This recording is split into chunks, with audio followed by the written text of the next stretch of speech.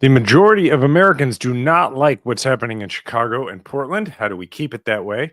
From the Tish James indictment to self-dealing in Indonesia, we'll update you on Trump family corruption.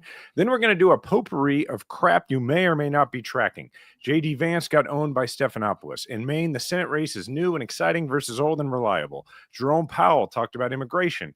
Your tax dollars are going to Argentina. Do we have peace in Gaza or not? And is there a way out of this shutdown? Also, it turns out the young Republican group chat is exactly what you thought it was. We're going to try to get to it all. Welcome back to the podcast for the 54% of Americans who regularly vote for progress in every election and want to convince their friends and family members to join our majority. This is Majority 54. Well, Jason, we've been subjected to a lot of different video coming out of Chicago in particular. One video that caught my attention today was a ICE arrest in front of a church. Local news reported that ICE has been kind of circling this church, which has masses in Spanish. Apparently, also there were Chicago police officers who were pepper sprayed or tear gassed, allegedly by ICE. That's still being confirmed. The governor of Illinois has been doing the media rounds, making his case for the federal government to leave Chicago, both the militarized police presence, but also the aggressive ICE raids in Chicago. Here's just one clip from Governor Pritzker. Well, the Insurrection Act is called the Insurrection Act for a reason. There has to be a rebellion. There has to be an insurrection in order for him to be allowed to invoke it. Again, he can say anything he wants, but if the Constitution means anything, and I guess we all are questioning that right now, but the courts will make the determination. If the Constitution means anything, the Insurrection Act cannot be invoked to send them in because they want to fight crime. Let me add that they're claiming in court that that's not the reason that they're calling up troops to send them into our states. They're claiming in court that this is about protecting ICE facilities and ICE agents, and not about crime on the streets. But then you hear Vice President Vance and the President of the United States contravening that and saying exactly what they actually think. They just want troops on the ground because they want to militarize, especially blue cities in blue states. Yeah, that pretty well sums it up. And to his point, hopefully this is where the court would draw the line. I mean, in the context of today, we're learning that, supposedly the Supreme Court is set to throw out one of the most important parts of the Voting Rights Act. We don't know where the court will draw the line, but you would think that they would say that crime in Chicago does not constitute an insurrection.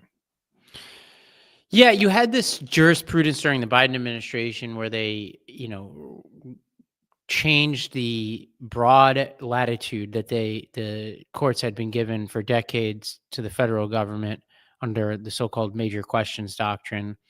And they reversed course, and things like student loans and environmental protection said, hey, even if a statute says you can do this, if it's so broad that Congress at the time that they passed a law wouldn't have anticipated the very precise way you're using it today, then we're not going to let you do it. That was their jurisprudence and a major change to the way they did their business during the Biden administration. Now, we've seen no evidence that they're applying that standard to Trump, who is doing anything you can accuse Biden of taking a broad statute and driving a truck through it. I mean, he's taking an ocean liner through it. And compare sending the military into American cities to forgiving student loan debt. Yeah, and I've talked about this in the context of tariffs too. There is no way that you could strike down student loans based on the wording of that statute and not also strike down Trump. It is literally almost the exact same language in both circumstances. So it's a test of the integrity of the Supreme Court. I wouldn't say I'm optimistic, but we'll see what happens.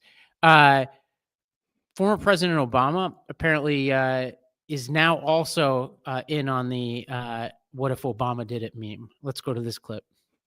Sent in the National Guard into Texas and just said, you know what? A lot of problems in Dallas. A lot of crime there. And I don't care what Governor Abbott says. I'm going to kind of take over law enforcement because I think things are out of control. It is mind-boggling to me how Fox News would have responded. Yeah.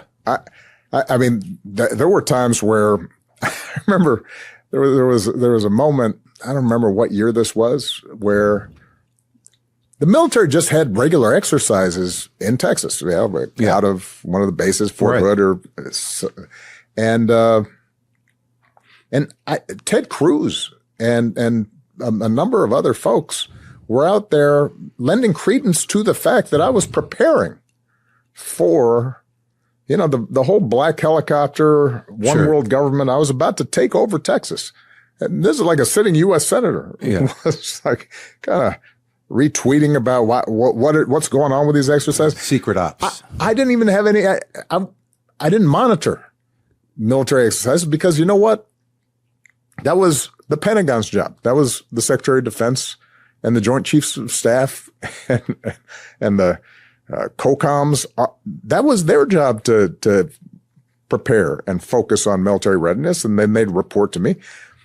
The point is that we have blown through, just in the last 6 months, a whole range of not simply assumptions, but rules and laws and practices that were put in place to. It's not the point of this, but sometimes it is just refreshing to listen to an American leader who pauses to think about how they want to say things. Yes. Because they think that their words matter.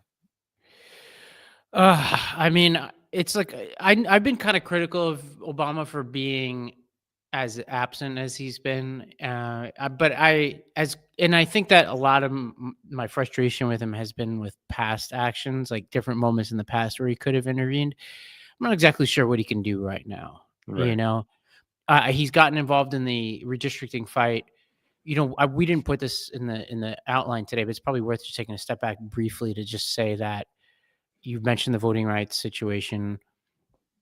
You've got red states now aggressively redistricting. One of the things that disappointed me that Pritzker said was that he was not going to aggressively redistrict.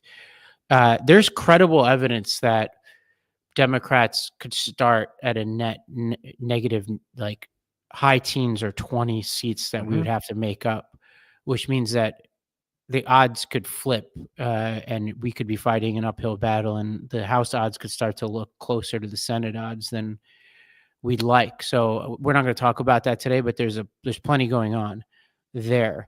There's one last piece here I want to talk about on this sort of urban federal presence before we go, and it's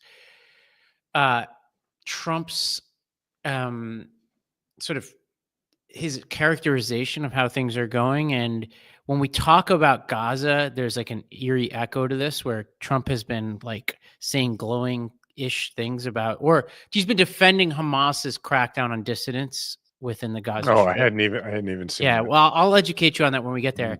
It's a cousin of this comment that he made. Let's go to this clip. There's a lot of respect, and I think you'll see some tremendous progress, both in the Middle East. This country is doing very well. It has good leadership.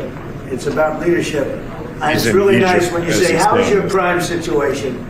And they don't even know what you're talking about. What do you mean crime? We don't have crime. Because if he has crime, he puts it out very quickly. Some people think that's not nice, but I think it's great. Because people don't want to be mugged and smashed, and they don't want to be stupid people. They have a place that is doing very well. We're very proud of it because we knew each other from the beginning. The first time I met, it was in a hotel, and I was going to meet him, and then Hillary Clinton was following me. Remember Hillary Clinton? And he liked me so much, he never even got to see Hillary. He saw her for about 2 seconds. But he didn't really want to waste a lot of time. He knew what was going to happen. But that was the first time we met, and we had a very good chemistry together. And it's got to be exhausting to just carry around grudges and anger all the time. But anyway, the very serious thing that's happening here is Trump is explicitly acting on a deep-seated authoritarian instinct, and he's doing it in plain sight. and he is somewhat getting away with it. I mean, we'll see, how much he gets away with, but this is deep. And I was planning on talking about this during the Gaza segment, but we can kind of fold it together. Well, can I say, because we didn't really tee it up for those who didn't catch it on the audio, he's making those comments in Egypt. Yes. And he's talking about the leader of Egypt. And he's like, we should be more like this in the way we deal with crime. So I think here's a comment he made in 1990. This isn't to Playboy. This is about China in the wake of Tiananmen Square. He said, when the students poured into Tiananmen Square, the Chinese government almost blew it. Then they were vicious. They were horrible, but they put it down with strength. That shows you the power of strength. Our country is right now perceived as weak. So he's been saying stuff like this for a long time. This is how you project strength, etc. We elected the guy who would rather be in the tank in Tiananmen Square. And he's rooting for the tanks. Obviously not the first one. We got Putin, Kim Jong-un, Erdogan, Orban. I mean, you can go on and on and on. The dude down in El Salvador. I mean, this is just where we are. And speaking of being an authoritarian, Trump, explicitly was working his attorney general in plain sight on social media, telling her to indict his political enemies by name. By name. And in the past week, he did, in fact, indict Tish James. Here is former Republican Chris Christie talking about this. We know why this was done. It was done because Donald Trump told the Justice Department to prosecute Letitia James. And when the professionals there wouldn't do it, he put somebody in who would just follow his instruction, whose previous job was reviewing exhibits at the Smithsonian. So that's what we see going on here. And here's the difference between Trump 2 and Trump 1. And I'll say it more directly than Sarah did. This is no longer, the Department of Justice is no longer the premier prosecuting office in America. What it is now is a capo regime who goes out and executes hits when directed by the Don to do so. That's what it is. Yeah, well said. Very well said. And, I don't know. I my hope here is that we're getting to a place where more and more people are starting to notice this kind of thing. I mean, if you look, I think we're going to get into the numbers in a bit, but it does look like people are at least expressing displeasure with this. Yeah, the question is what we're going to do about it. Right. But still on the question of the substance here, I thought Abby Phillips, I think this was on a Food Network event. I actually have a friend who was there. There's like some kind of crossover CNN is doing with Food Network. It's confusing the context here. But Abby Phillips, I thought, had a really good kind of breakdown of where we are right now. No. Would you not have said that? No, I don't think so at all. Look, this administration is... you would have been cool with it. Well, I think they've been very clear that of the role that they have and what they expect out of their Justice Department. Which is that the Justice Department does what the president wants. Well, no, because the American people made it pretty clear last November. No one walked into a voting booth last November and said, oh, geez, I didn't know Donald Trump had been that. They all knew it. They thought there was a two-tier justice system the same way millions of other people did. So in other words, doubling down on a two-tier justice system is what Trump ran on. Correct. I mean, because I remember, hold on, I remember asking, I asked Senator Tim Scott when he was on this show last year, is Trump just going to go after his political enemies? And he said, absolutely not. Trump has not ever said he was going to go after his political enemies. And now I'm being told that this is what he campaigned on all along and that the American people affirmatively voted for him to prosecute people based on his enemies list. Well, why? This is a great point. There's this argument that was right after the election, a maximalist argument about Trump immediately, which was still a narrow election. I know we felt the consequences are seismic, but it was a few percentage points like it always is. And it was big for Trump because he hadn't won the popular vote before. Right. And he actually didn't win over 50% of the vote, if I'm correct. Yeah. So he still hasn't won a majority of the American public to his agenda. Still hasn't done that. Now, his supporters want you to forget that they were going on shows and talking about his first term, which was a bad term. But compared to this, it was, I don't even know who to compare it to. JFK, Abraham Lincoln. I don't know. Like, this is obviously considerably worse. And I remember Dan Crenshaw going on Tim Miller, debating Tim Miller somewhere. It might have been on Miller's podcast or elsewhere. And Crenshaw continually saying, remember the first term, remember the people he had around him. Remember, like, how quote unquote sensible he was. And again, I don't buy the premise that he was sensible in the first term, Right. but obviously this is considerably worse. And they're trying to say, well, he always was saying he was going to do this, which is like complete BS. Also, that wouldn't make it okay. Yes. Like yes. If he had all along been saying, I'm going to invade American cities, I'm going to ignore people's rights, I'm going to send, your tax dollars to Argentina just because I want to, and I'm going to indict anyone that I don't like, and we voted for it, we'd be wrong. Right. That's the point. Well, Eric Trump, who's, as we'll get to, we'll talk more about Eric in a second, accused Jack Smith of planting classified folders at Mar-a-Lago. I just want to play this for you. Same thing. I mean, they dug so deep with, the whole Russia hoax that Hillary found herself. Same thing with Jack Smith. He dug so deep that, we found out that he was actually planting classified folders in Mar-a-Lago. Yeah. As soon as I saw this clip, I was like, okay, I feel like I have a suspicion as to what might be happening at what's his name with the mustache's house. Yeah, Bolton. Yeah. I'm like, that it just, because every time they make an accusation, it's an admission. And it just and like when they first found the documents, Jack Smith had not been named special counsel yet. I mean, who cares? But also they were talking about, Trump tweeted this week. This is a classic. That it was Biden was planting FBI agents outside Biden's FBI. Biden's FBI was in the crowd on January 6th when, Trump was the president. There was no Biden's FBI.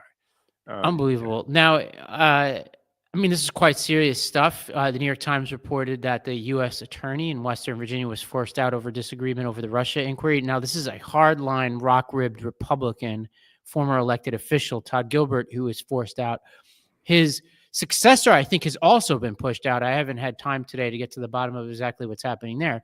But basically, there was an investigation trying to go after people involved in investigations into Russian interference in the 2016 election. They were trying to cook up a case. He had a problem with it, and he was pushed out. And this is just happening every day. This stuff is happening. We're getting another example of this, and there's many problems with this.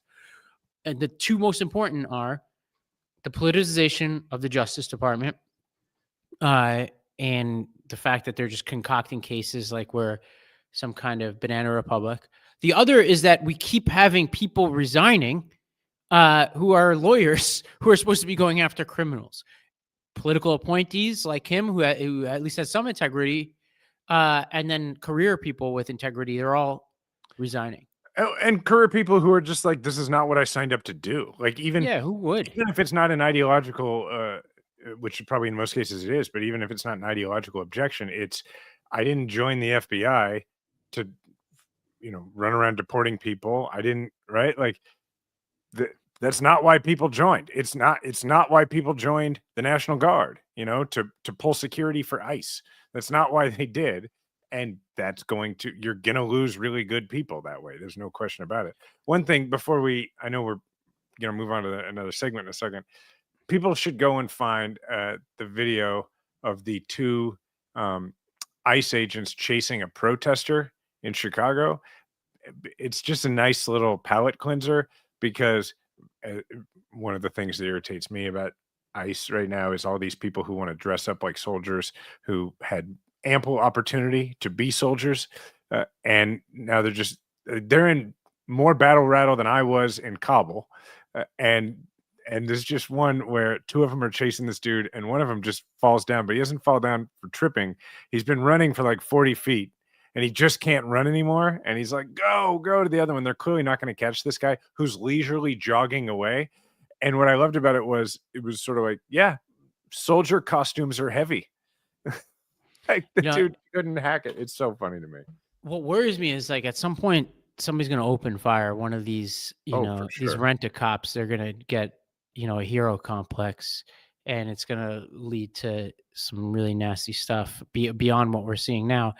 Well, let's change gears here for a second and go through a couple of quick, interesting stories. One was Trump and the president of Indonesia were caught on a hot mic. This would be the story of the year in any normal administration, but the Indonesian president was caught asking Trump if he can meet with the president's son, Eric, as they met. Eric runs the business side of things. And the details here are interesting. So he says, can I meet? He says that he referenced the region saying it's not safe security-wise. He says, can I meet Eric? Trump says, I'll have Eric call. Should I do that? He's such a good boy. I'll have Eric call. And then the president responds to Trump saying, we'll look for a better place. And then Trump says, I'll have Eric call you. Now, there are multiple properties in Indonesia that they could be talking about, all involved in the Trump administration, things like golf courses and hotel development properties. And it should be worth reminding people that Eric Trump does not work for the government. Right. So did we just see a bribe happen in plain sight? I think it's very possible, Jason.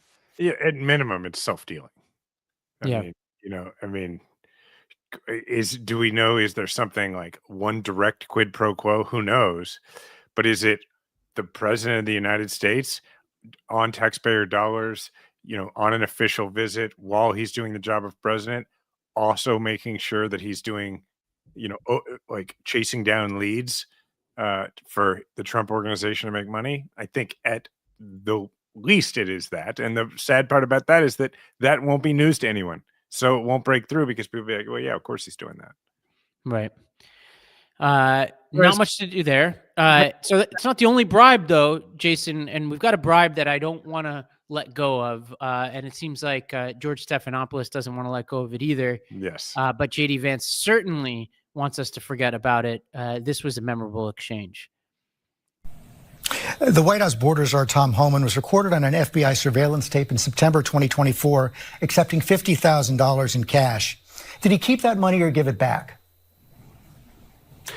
George, you've covered the story ad nauseum. Tom Homan did not take a bribe. It's a ridiculous smear. And the reason you guys are going after Tom Homan so aggressively is because he's doing the job of enforcing the law.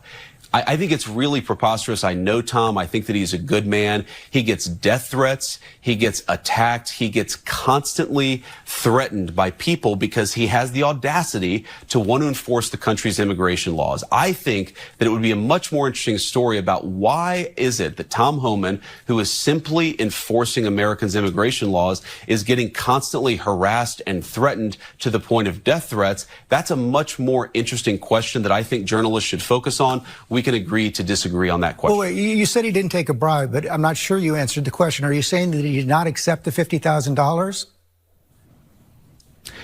George, this story has been covered ad nauseum. He did not take a bribe. Did he accept $50,000? I'm sure that in the course of Tom Homan's life, he has been paid more than $50,000 for services. The question is, did he do something illegal? And there's absolutely no evidence that Tom Homan has never taken a bribe or done anything illegal, which is why he's working in the administration. I'm asking you, did he accept the $50,000 that was caught on the surveillance tape? Did he accept that $50,000 or not? George, I don't know what you're talking about. Did he accept $50,000 for what? He was recorded on an audio tape in September 2024, an FBI surveillance tape, accepting $50,000 in cash. Did he keep that money? Accepting $50,000 for doing what, George? I'm not even sure I understand the question. Is it illegal to take a payment for doing services? The FBI has not prosecuted him. I've never seen any evidence that he's engaged in criminal wrongdoing. Nobody has accused Tom of violating a crime, even the far left media like yourself. So I'm actually not sure what the precise question is. Did he accept $50,000? Honestly, George, I don't know the answer to that question. What I do know is that he didn't violate a crime. So you don't, what was caught on the tape, you're saying right now you don't know whether or not he kept that money?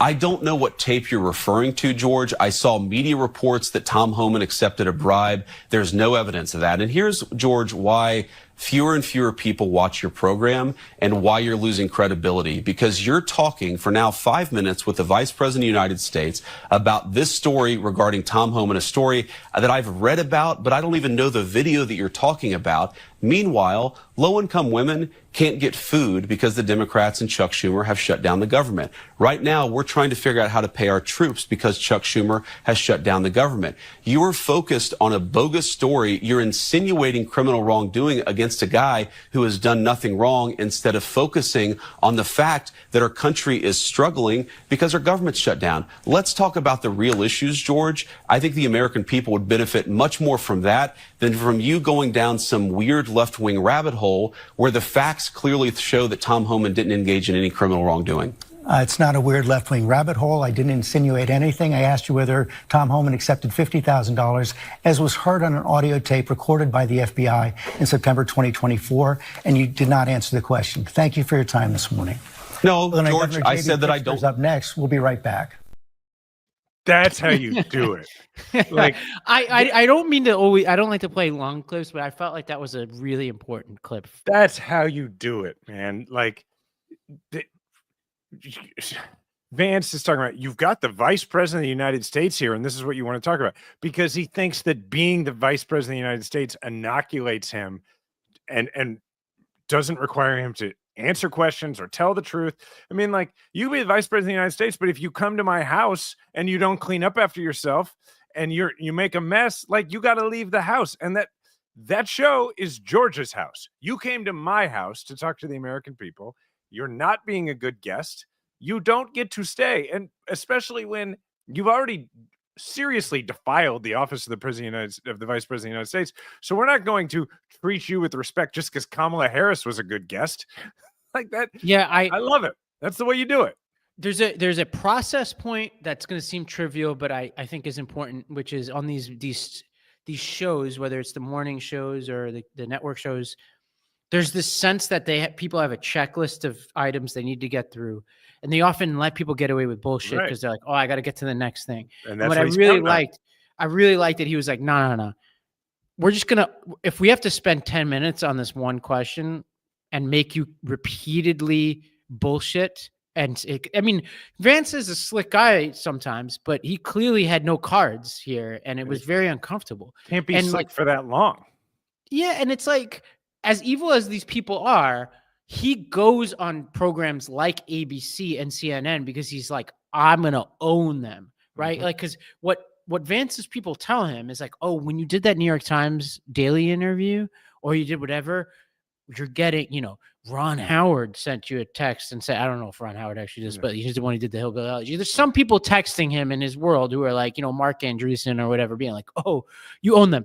So he goes on these things and be like, oh, I'm that guy. We should be more charitable than Ron Howard. Yeah, right. Ron Howard is still Yeah, subscribing. I got no beef with. I think he sold his JB Vance stock. Yeah. Sorry, Ron. I think they did Friday Night Lights, so it almost makes up for that sin. But he's getting encouragement, and his self-image is, I'm the guy who goes on these shows, and I'm really good with the other side. And the more we make him pay for it and say, look, all that lying you're doing, that's all we're going to talk about until you satisfactorily answer this question that this guy took a bribe. And it's actually amazing to me, the position that he's gotten himself into here, which is he's now on TV defending a person who accepted a bribe. And he's $50,000 in cash. And JD Vance was like, I'm sure many times in his life, Tom Homan has accepted $50,000 for services. Really? Do you think that many times in his life, Tom Homan has taken $50,000 in dollar bills for his services? Because if he has, he's a drug dealer. Like, that's not people don't pay people with $50,000 in cash for stuff that is okay to do. Especially when I believe my understanding is, aren't the people who gave him the $50,000 undercover FBI agents? Or is it, or at least somebody wearing a wire? I mean, like, they have a surveillance tape. Replace this with any other thing, right? So let's be like, did Tom Homan cheat on his wife? And let's say we have a video of him cheating on his wife, right? And you'll be like, JD Vance would be like, has Homan cheated before? Yeah, maybe in Yahtzee, maybe in Monopoly. Right. Like if the guy's who hasn't cheated in something, and you'll be like, no, I mean, we're talking about this one thing he was on video of doing, and you'll be like, well, I didn't see the video. I don't know what the video you're talking about. Well, you have the video. You're the person who has your administration has the video. Now he's claiming he doesn't have the video. He hasn't seen the video. Pam Bondi, who is in charge of at some point, if you get asked about it all the time, maybe you would see, but no, because they want to keep saying this. There's a lesson in this for the listeners of this show. And that is that we've talked about this a lot, that, you know, the mission of this show is to bring people in your life around to your point of view. But there's two different contexts, at least for that. One is you're having a one-to-one conversation with somebody who you want to convince.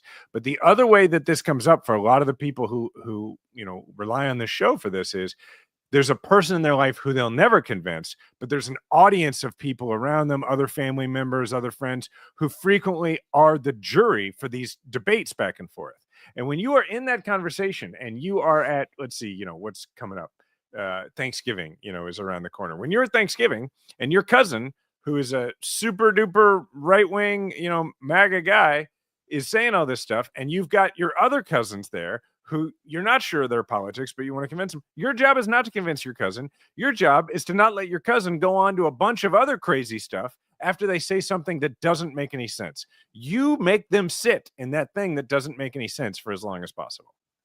Well, let's take a break. When we come back, we're going to talk about the primary shaping up for Maine Senate and why so many people are talking about it.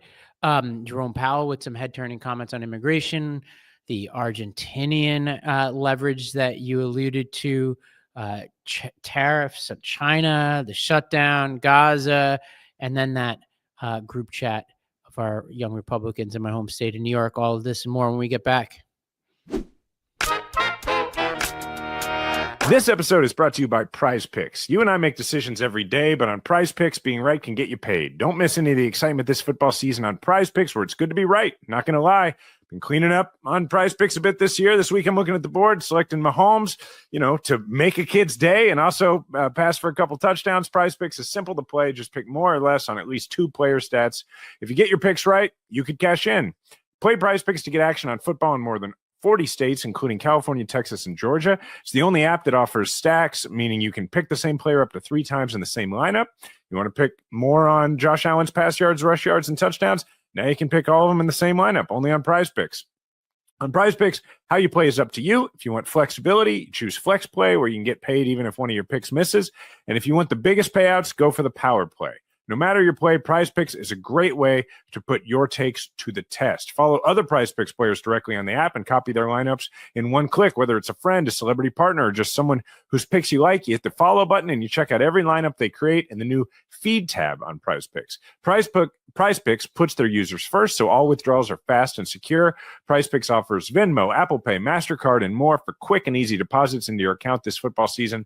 Download the Prize Picks app today and use code MAJORITY to get $50 in lineups after you play your first $5 lineup. That's code MAJORITY to get $50 in lineups after you play your first $5 lineup. Prize Picks, it's good to be right.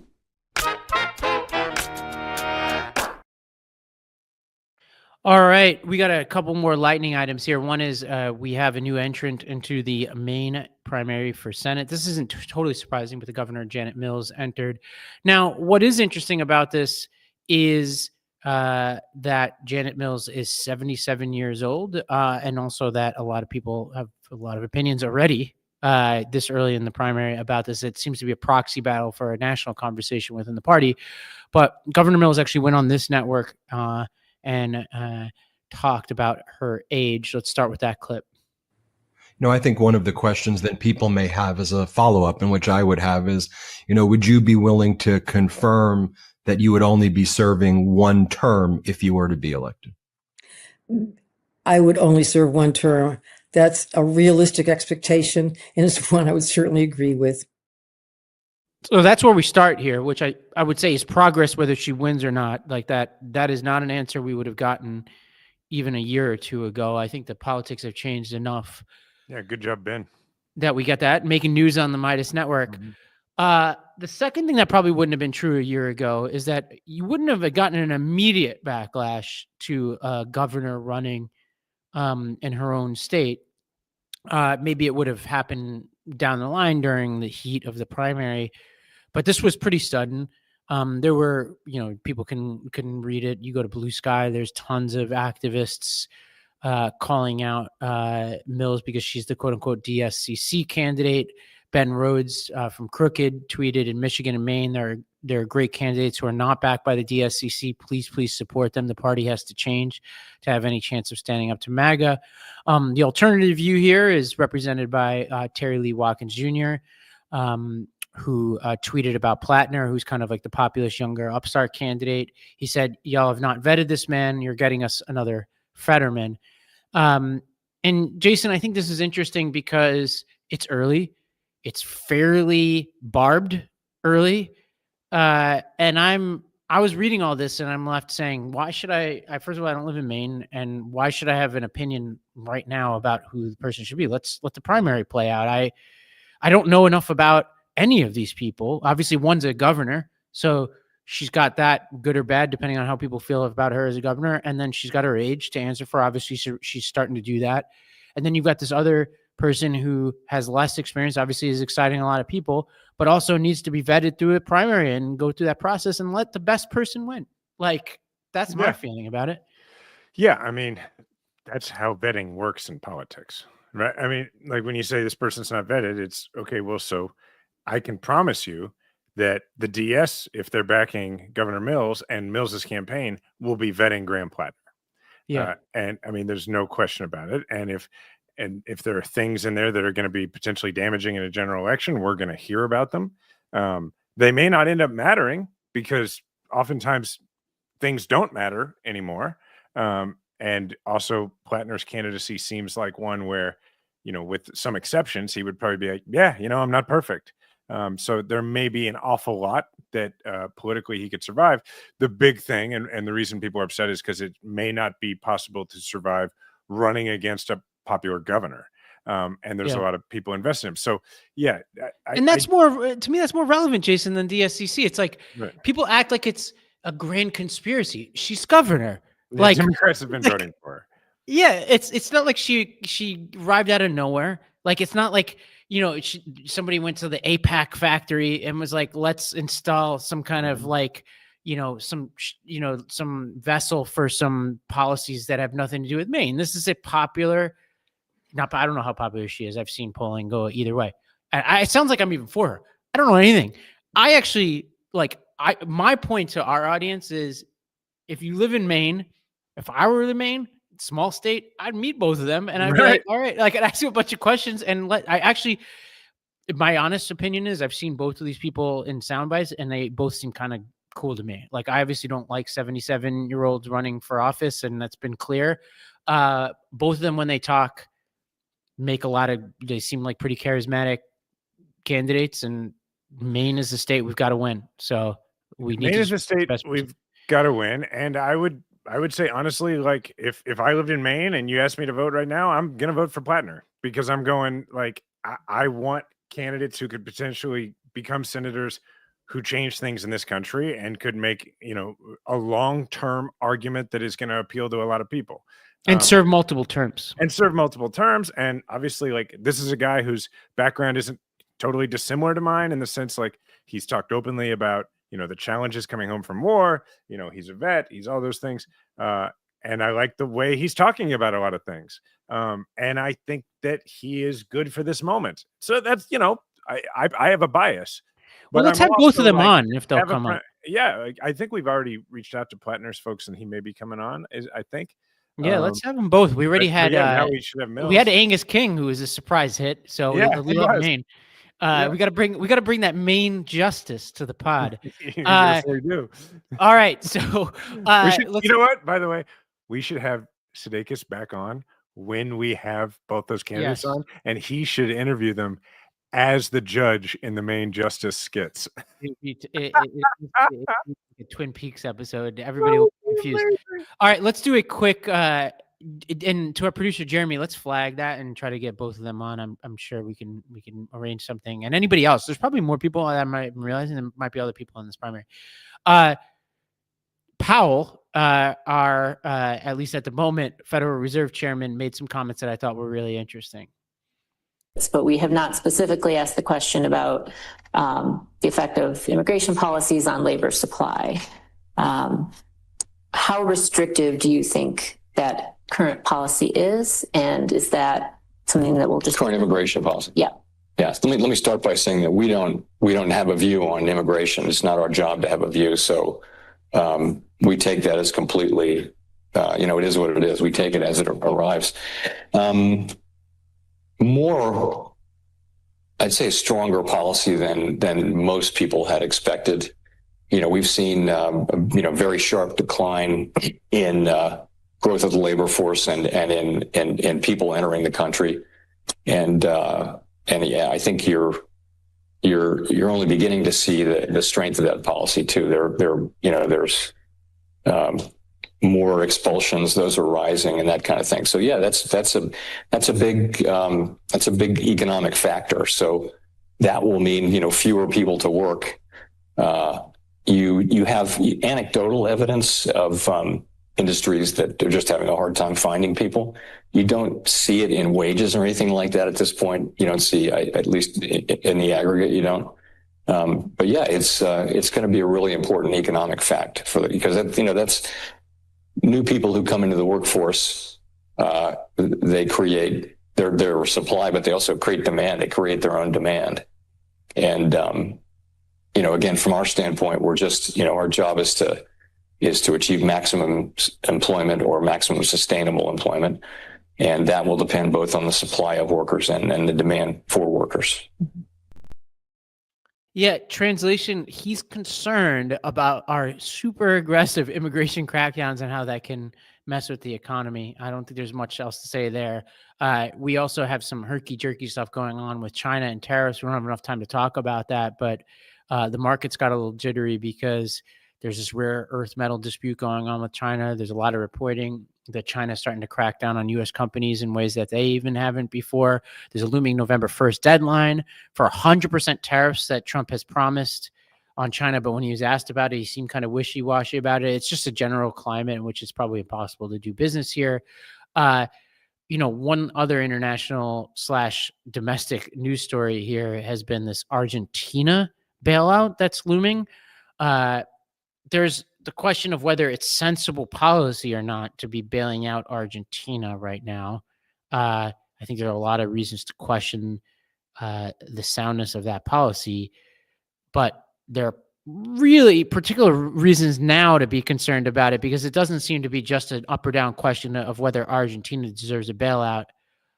Trump helped clarify this for us this week. Let's go to this clip.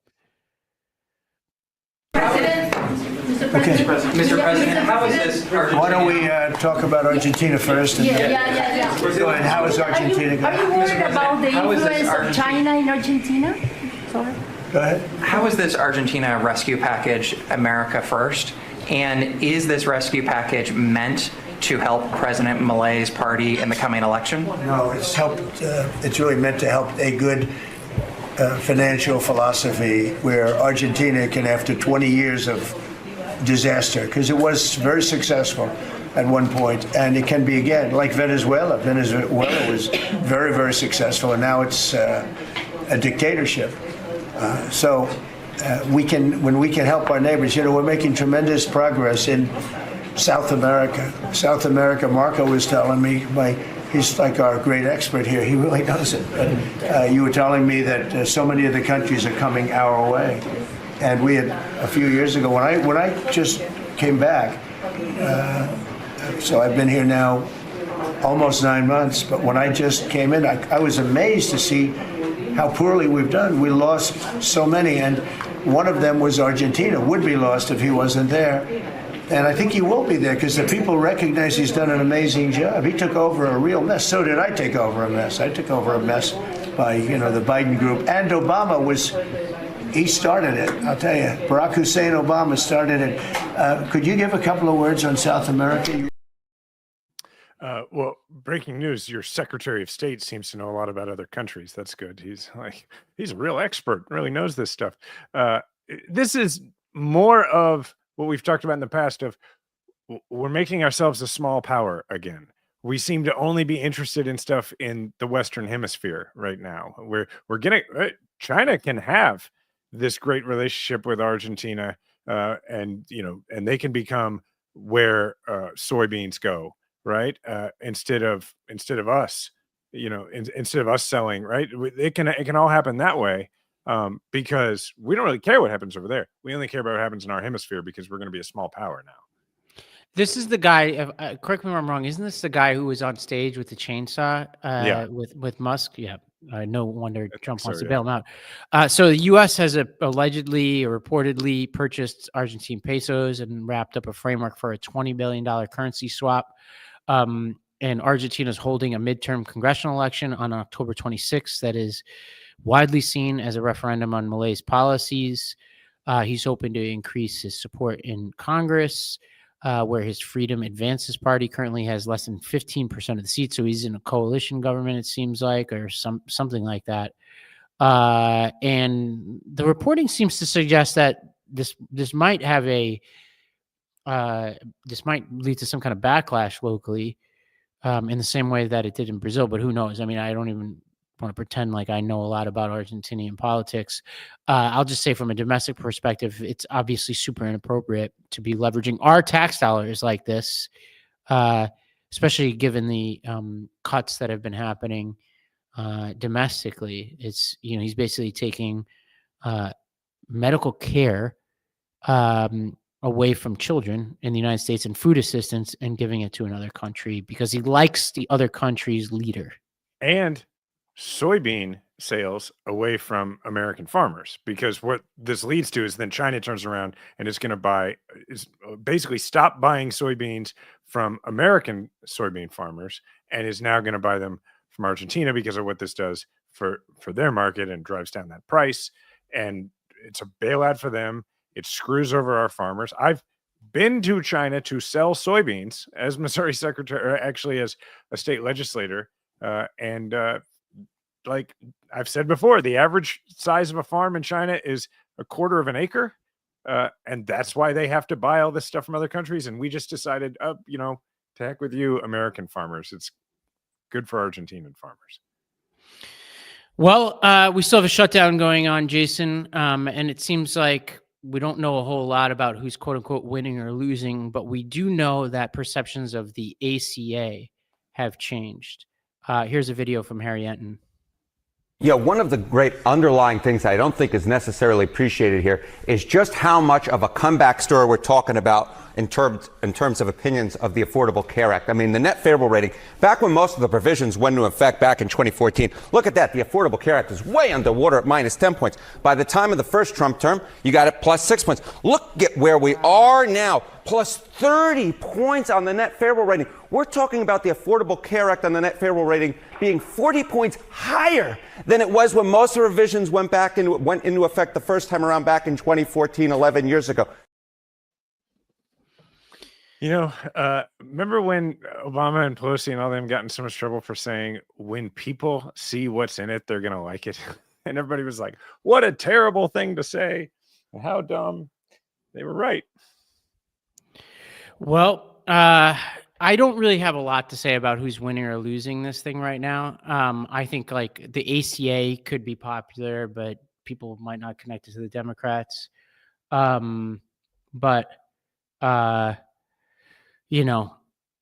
tend to think like the simplest message needs to be the Republicans control the White House, they control the Senate, they control Congress, and there's no reason we should have a shutdown. They have complete control over all of that. Pretty simple. Yeah. Well, Gaza, I mean, we're obviously not a foreign policy podcast, but any thoughts on It's a super important piece. I hope it holds. That's really all there is to it. Trump eagerly wants credit for this. I've seen where people have said that, I've seen conspiracy theories saying that, this is very similar to the deal that Biden had negotiated and that Trump got Netanyahu to hold off on it. Maybe that's right. I'm not sure. But what I do know is that it matters that that there is, for the time being, peace.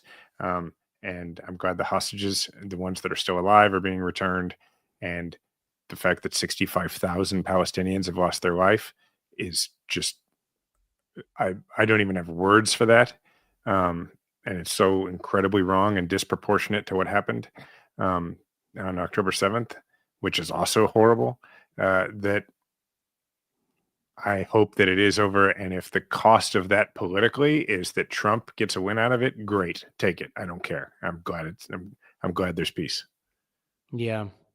Yeah, I feel the same. I think that it's fragile. And I think, like, Trump, we alluded to earlier, he basically was asked about Hamas coming back in and wiping out dissent in a violent way, and essentially defended Hamas. And I think this gets to something you and I talked about early after October 7th, which was the symbiotic relationship that historically existed between Netanyahu and Hamas, and the fact that the extremism helps each side's extremists. The existence of Hamas helps people like Netanyahu stay in power, and vice versa. And now you've got the possibility that the old status quo reasserts itself. So I think it's just something to keep in mind. One last story here is just this leaked young Republicans of New York messages. The messages are horrible. Not just New York. I mean, there's Kansas, South Carolina, there's a bunch of them, but I think the leader of the young Republicans who's in the most hot water and said the worst stuff is the guy from New York, right? Yeah. And the messages are so horrible. I'll just mention one of them, which is they refer to Black people as monkeys and the watermelon people, and used about putting their opponents in gas chambers. These are so bad that even Roger Stone had to say he would distance himself from it. Really? But one person who didn't want to distance himself from it is JD Vance. Let's go to this clip.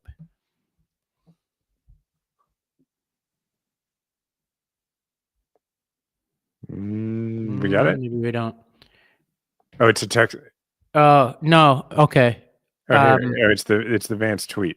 So essentially, okay, yeah. So essentially he was saying that he was pointing to the Virginia Attorney General, who made some comments that were widely criticized about inciting violence. And so, this is where Vance is like, Vance's strategy is, do not apologize. Do not do anything that's going to earn you criticism for Trump. Don't show any weakness. And that's his corner, which I think, like, if we're looking ahead to the next election. Wait, what are we looking at here? Help me. So this is the text message from the Attorney General candidate for Democrats in Virginia that says the thing, Jay Jones, that says, only when people feel pain personally do they move on policy. So this is like, because he was accused of saying about school shootings. Yeah. So he's like, he made inappropriate comments. I believe he's apologized for them. I don't like, you could separate the two, right? Which is like, is this acceptable or unacceptable? So he's saying, look at what this guy on the left did. This is worse than what you saw in those chats. So what you saw in those chats doesn't matter. This guy on the left who I've never heard of. Yeah, I don't think there's much to talk about here. Some of these people have already lost their jobs. I think it's just a window into, like, how extreme the GOP has become, that their vice president can't even just say, hey, calling people watermelon people or monkeys is wrong. Like, you can't even go there.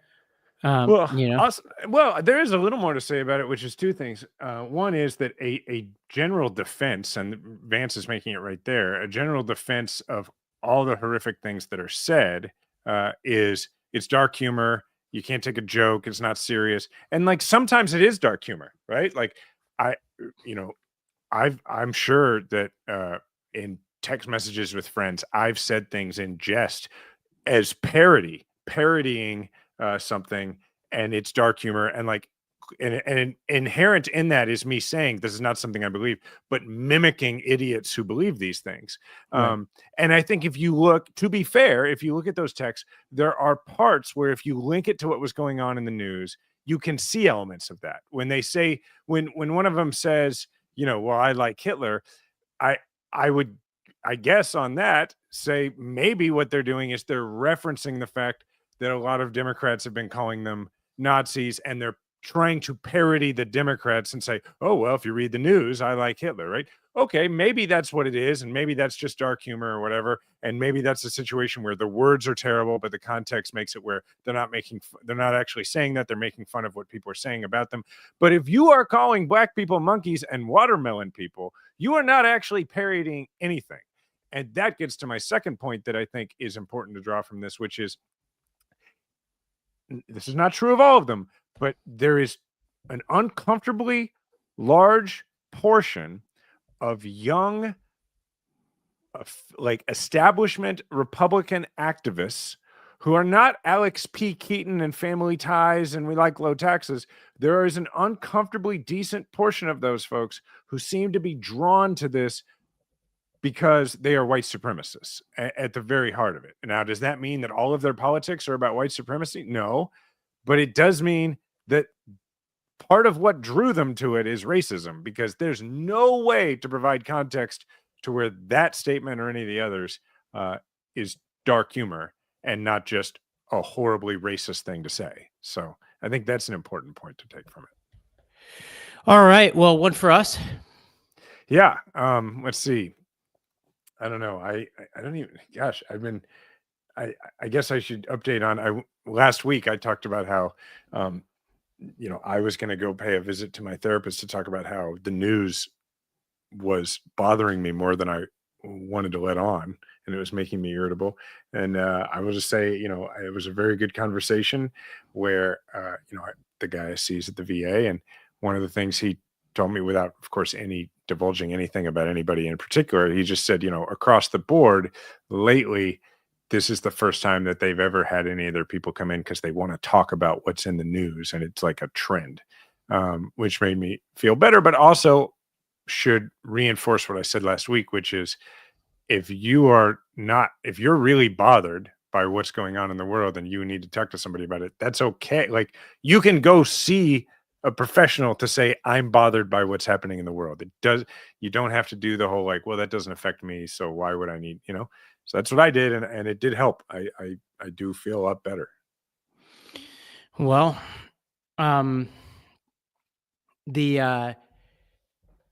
yeah, that's good. You're like, how do I segue to talking about cooking in Italy? No, I wasn't even that going heavy. there. I wasn't even going there. I mean,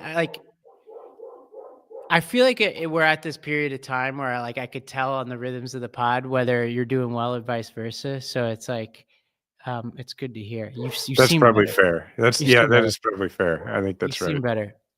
Yeah, I don't have any specific updates out here. It's I'm in my last week and a half here, and then I'm gonna do a little bit of traveling around Europe, and then I head back to the States for the holidays. And I'll be cooking Thanksgiving dinner for my family.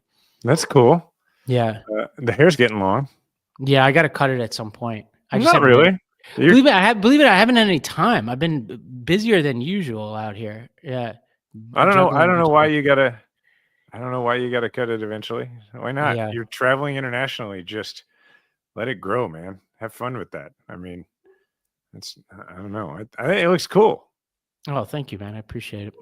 It looks good. So, all right. Well, you and I sort of set a resolution last week to try and find ways to not just dip into the most depressing parts, but to actually go a little deeper, and to find ways to talk about things that are useful to the viewers and listeners, and not just sad all the time. And I think we did that this week, and I think we can aim to keep doing it in the coming weeks. So sounds good, man. All right. Thanks, everybody. Please leave a 5-star review. Thank you to the Midas Mighty. You can find me at Jason Kander everywhere. You can find Ravi at Ravi M. Gupta. Also, you're also writing on Substack, which is what, the real Ravi Gupta? Just real Ravi Gupta.substack.com. Okay. Remember, we all have a platform. Make sure to use yours today.